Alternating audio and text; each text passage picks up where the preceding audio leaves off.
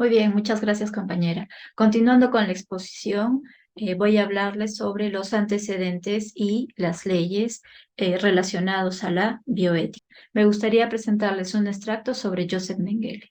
En este video vamos a hablar de uno de los seres más nefastos de la historia de la humanidad. Alguien que mató a cientos de personas totalmente inocentes e inofensivas, entre ellos niños. Alguien que torturó de las maneras más horribles y que, según quienes lo han conocido, disfrutaba del dolor ajeno. Alguien que era sumamente inteligente, que durante su etapa de estudios recibió las más altas condecoraciones que un estudiante podría conseguir. Desde que se afilió al partido nazi fue creciendo, escalando, siendo cada vez más importante e influyente. Ya en 1943 tenía varias condecoraciones y fue ascendido a capitán de las SS, donde pidió el traslado a los campos de concentración para poder llevar a cabo experimentos con humanos. Lo autorizaron y fue destinado nada más ni nada menos que a Auschwitz, donde lo nombraron jefe médico del campo de familias gitanas. Mengele ayudaba en la selección de las personas que llegaban al campo de concentración, donde, como si fuesen dioses, decidían quiénes iban a vivir y quiénes no iban a contar con la misma suerte. Joseph estaba ahí para seleccionar a quienes iban a ser los sujetos para sus experimentos. Además, los prisioneros que estaban más de 2 semanas en el hospital sin poder curarse por diferentes lesiones o enfermedades eran seleccionados por Mengele y llevados a las cámaras de gas. El veneno empleado para exterminar se llamaba Zyklon B, y también Joseph era quien estaba como encargado de la administración del mismo en algunas cámaras. Como las condiciones en las que vivían los prisioneros eran inhumanas, cada vez que había una epidemia de alguna enfermedad como escarlatina, tifus o noma, Mengele, en lugar de tratar de curar y detener eso, enviaba a las cámaras de gas a la mayoría de los enfermos y luego sus cuerpos eran estudiados. Joseph estaba obsesionado con la genética, con los gemelos, con los enanos y también con personas con cualquier tipo de anomalía física. Auschwitz fue el lugar perfecto para que un sádico de este calibre experimente sin cesar, rompiendo todo tipo de límites. Mengele quería demostrar con sus experimentos la supremacía genética de la raza aria, como así también aumentar los nacimientos de niños arios, haciendo énfasis en aquellos genes que, según él, eran los mejores. Mengele, según quienes estuvieron cerca de él como ayudantes judíos o prisioneros que luego pudieron sobrevivir, era un tipo sin empatía, sádico al extremo y antisemita al máximo, totalmente convencido de que los judíos eran una raza inferior, peligrosa, a la cual había que exterminar. Los presos experimentales de Mengele tenían mejores condiciones que las demás personas en los campos de concentración, por lo menos mientras estaban siendo sometidos a los experimentos. El número de víctimas de Mengele es realmente incalculable. Los mataba con golpes, disparos, enviándolos a las cámaras de gas y lógicamente con sus duros experimentos. Utilizaba un gemelo como sujeto de pruebas y el otro como control, al cual generalmente no le hacía nada. Entre los experimentos que este sujeto llevaba a cabo podemos mencionar amputaciones innecesarias de extremidades, inoculación de enfermedades fuertes, transfusiones de sangre entre un gemelo y otro, etc. Cuando un gemelo moría, Mengele mataba al otro para estudiarlos post-mortem. Muy bien, ya habiéndonos puesto un poco en contexto, voy a hablarles sobre los antecedentes. ¿Cuáles son las fechas claves de la bioética en el mundo? Las reflexiones sobre cuestiones bioéticas en realidad comenzaron desde los primeros grandes avances de la medicina y la ciencia. Sin embargo, los gobiernos del mundo comenzaron a considerar seriamente la bioética después de que se revelaran las atrocidades cometidas por los investigadores nazis en los campos de concentración. En 1947, el Código de Nuremberg. Tenemos en 1964 la Declaración de Helsinki, el informe de Belmont en 1970 y en 1997 el Convenio de Oviedo. Son fechas claves para la bioética donde han habido grandes avances, ¿no? Voy a detallarles un poco de cada uno de ellos. La publicación del Código de Nuremberg fue dada para evitar abusos y desviaciones en el trabajo científico experimental. El Código de Nuremberg establece las primeras reglas de la bioética que rigen las investigaciones con seres humanos. El texto inaugura en particular el principio de consentimiento informado y libre de cualquier individuo que participe en experimentos médicos o científicos. Entonces, aquí tenemos las partes importantes del Código de Nuremberg, ¿no? El consentimiento informado, que los participantes sean aptos para consentir, ¿no? Que no haya coerción y que los participantes puedan comprender los posibles riesgos y beneficios que se esperan al realizar la investigación. Luego tenemos la Declaración de Helsinki en 1964. Este texto va aún más allá y se sitúa en el bienestar del individuo por encima de los intereses de la sociedad y de la ciencia en materia de investigación científica, ¿no? Entonces, lo más importante que he rescatado de la Declaración de Helsinki inicia así, ¿no? El bienestar de los seres humanos debe tener siempre primacía sobre los intereses de la ciencia y la sociedad. El consentimiento, ¿no? Aquí hay un avance, ¿no? El consentimiento debe de estar escrito, ¿no? Se debe de tener cuidado si el paciente está en una relación dependiente con el investigador, porque hubieron muchos casos, ¿no? Donde se utilizaban, los padres utilizaban a sus hijos o utilizaban a otros familiares. También se habla del uso limitado del placebo y de beneficios de la investigación para los participantes. Luego tenemos el informe de Belmont en 1970, ¿no? En realidad, en esta década de los años 70, aparte del informe de Belmont, hay toda una serie de comités de revisión independientes, ¿no? Que han participado, que han ayudado a que se desarrolle más, ¿no? La bioética. Entonces, ¿por qué? Porque ante el avance rápido de las investigaciones biológicas y de los trabajos sobre el genoma, los hospitales y los centros científicos estadounidenses decidieron crear estos comités de evaluación independientes. Estos comités fueron responsables de evaluar el cumplimiento de los proyectos de investigación con los principios de la bioética. En realidad, la publicación del informe de Belmont, ¿no? A finales de los años 70, de 1979, reforzó, ¿no? La posición de estos comités de evaluación.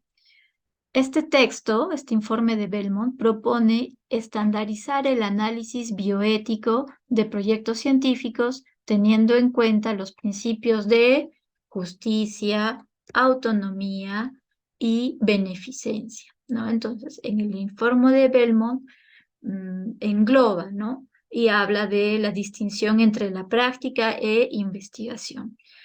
Ya se comienza a hablar más seriamente sobre, ¿no? Sentando estas bases de principios éticos básicos, ¿no? El respeto a las personas, la beneficencia, la justicia y aplicaciones, ¿no? De la bioética en cuanto al consentimiento informado, la evaluación riesgo-beneficio para el paciente y la selección de sujetos de estudio. Luego tenemos el Convenio de Oviedo en 1997.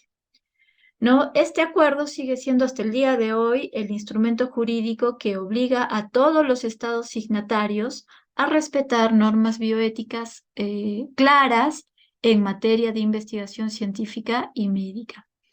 El convenio protege en particular el derecho a la privacidad en cuestiones relacionadas con la salud, a la no discriminación relacionada con el patrimonio genético, también a la obligación de consentimiento antes de cualquier intervención clínica y la protección legal de las personas que realizan investigaciones médicas, ¿no? Entonces ha habido todo un avance en materia de la bioética. No, aquí tenemos un extracto o un resumen del convenio de Oviedo, ¿no? También les voy a hablar de leyes importantes que rigen a la bioética. En Europa, los estados son conscientes de que la bioética implica sistemáticamente cuestiones diferentes según las referencias culturales y religiosas de cada país. Por lo tanto, la comunidad europea e internacional está luchando por desarrollar normas de bioética que sean universalmente aceptadas. Tenemos, por ejemplo, el Convenio Europeo sobre Biomedicina en 1997.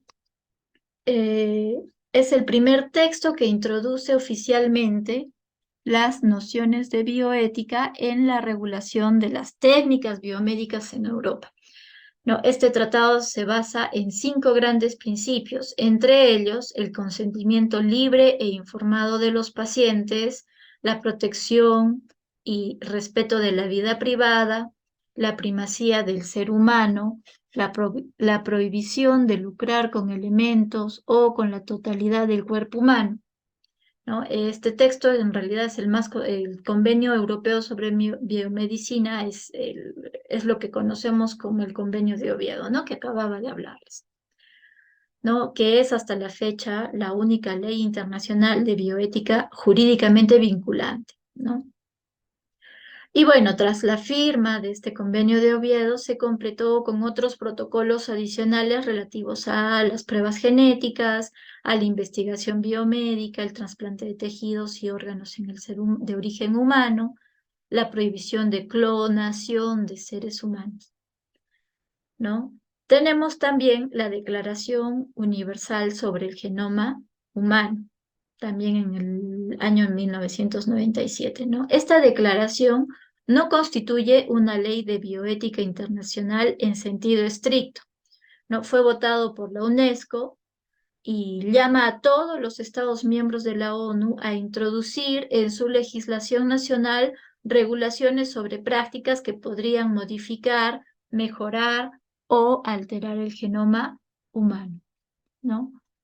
Al primer texto redactado por el Comité Internacional de Bioética le siguieron otras 2 normas paralegales, incluida la Declaración Internacional sobre los Datos Genéticos Humanos en el año 2003 y también la Declaración Universal sobre Bioética y Derechos Humanos en el año del 2005, ¿no? Si bien estas leyes, estos manifiestos firmados y aprobados por países miembros de la UNESCO no son jurídicamente vinculantes, son importantes porque han servido de referencia a la hora de desarrollar leyes de bioética a nivel nacional, ¿no? Entonces voy a hablarles de algunas leyes por país. En Francia, ¿no? Las primeras leyes de bioética se crearon en 1994. Estos textos fueron modificados varias veces en el año 2004, 2011, 2021, ¿no? Cada vez el legislador ha ido introduciendo nuevas propuestas a las cuestiones de bioéticas planteadas por los avances de la biomedicina. El derecho francés relativo a la bioética cubre campos de aplicación muy variados, tales como, para citarles algunos ejemplos, la investigación sobre células madres embrionarias, la donación cruzada de órganos, examinar las características genéticas de las personas, ¿no? Y la autoconservación de gametos. En Suiza, las autoridades federales deciden la legislación que se debe de adoptar en materia de biotecnología y genética en el ámbito no humano. No obstante, las decisiones se basan en las recomendaciones de la Comisión Federal de Ética para la Biotecnología No Humana. Para las cuestiones de bioética que conciernen a los seres humanos, el país convoca al voto popular. Estas consultas ciudadanas han permitido validar ciertos textos como la ley relativa a la investigación con células madres en el 2003, la introducción del artículo 119 en la Constitución de Suiza, donde se prohíbe la clonación humana, y el artículo 15 del Código Penal que autoriza el suicidio asistido. En Estados Unidos, al igual que Suiza, da a los estados la opción de legislar sobre temas específicos teniendo en cuenta las diferencias culturales, históricas y religiosas entre las comunidades, así como las normas de la bioética difieren según el estado. En unos 20 estados, por ejemplo, se permite el aborto, ¿no? Entonces, en realidad, en Estados Unidos varía en función a los estados, ¿no? Que tienen autonomía para votar. Continúa mi compañera Carmen, quien va a hablar sobre algunos ejemplos en bioética. Muchas gracias por su atención.